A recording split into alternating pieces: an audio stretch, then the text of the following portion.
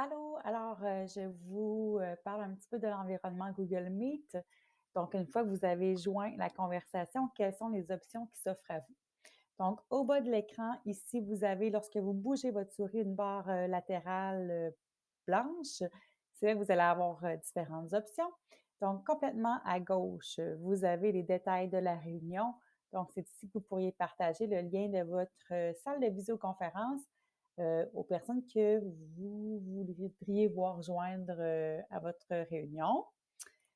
Ensuite, vous pouvez désactiver votre micro, raccrocher, désactiver votre caméra.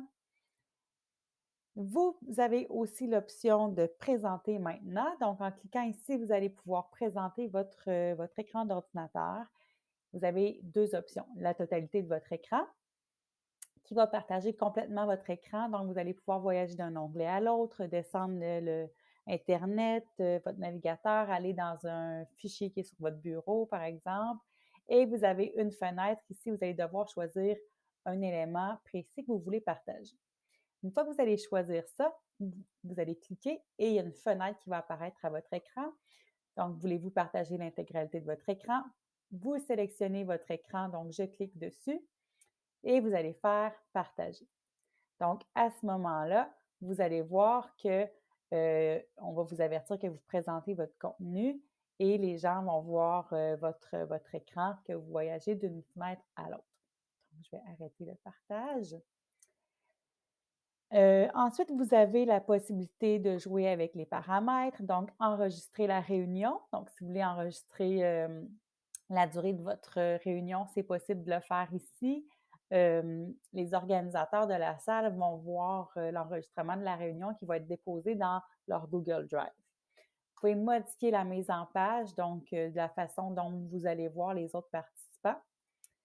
Et vous pouvez mettre la visioconférence en plein écran et aller dans vos paramètres pour si quelqu'un vous dit qu'il vous entend mal, donc votre micro est peut-être mal choisi dans vos paramètres, donc et jouer avec votre caméra, ça sera ici également. En haut de l'écran à droite, vous avez la petite bulle de conversation. C'est là que les gens vont pouvoir vous écrire.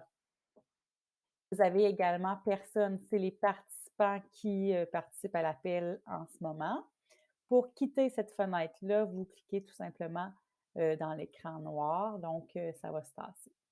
Vous avez aussi, en cliquant sur participant, la possibilité d'ajouter d'autres personnes, donc en écrivant leur adresse courriel, par exemple.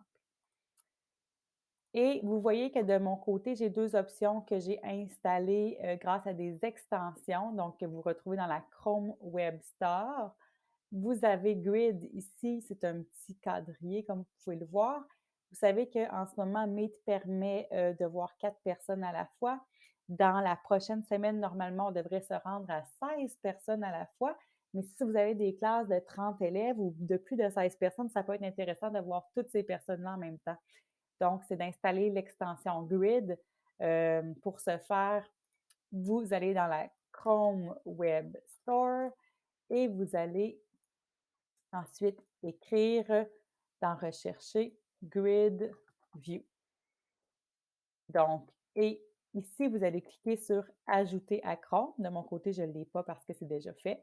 Et on va vous demander, voulez-vous autoriser l'extension? Vous allez écrire oui et ça va s'installer juste ici. L'autre extension, c'est Node. Donc, même chose dans la Chrome Web Store, on écrit Node et vous allez voir, c'est Node Reactions for Google Meet que vous allez installer. Qu'est-ce que c'est Node? Ça permet aux élèves de réagir pendant la conversation et de lever la main. Donc, vous voyez, si un élève lève la main, vous le voyez. Donc, c'est une question. Ça va rester là jusqu'à temps que vous ayez répondu à la question. Et lorsque vous dites, ben, OK, j'ai répondu à cette question, c'est à vous de cliquer sur le X. Donc, ces deux extensions qui sont gratuites peuvent être intéressantes à installer. Donc, n'oubliez pas, vous devez être dans votre navigateur Chrome. Donc, le navigateur Chrome au bas de l'écran, vous voyez ici, c'est le cercle rouge, jaune, bleu, vert. Donc, pour pouvoir installer ces extensions-là. Si vous avez des questions, vous n'avez qu'à m'écrire et je vais pouvoir vous répondre avec un grand plaisir.